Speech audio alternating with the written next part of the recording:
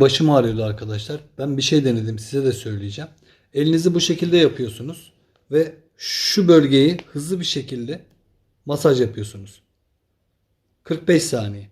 Ondan sonra şu serçe parmağına yakın olan bölgeyi aynı şekilde biraz sıkıp tekrar masaj yapıyorsunuz.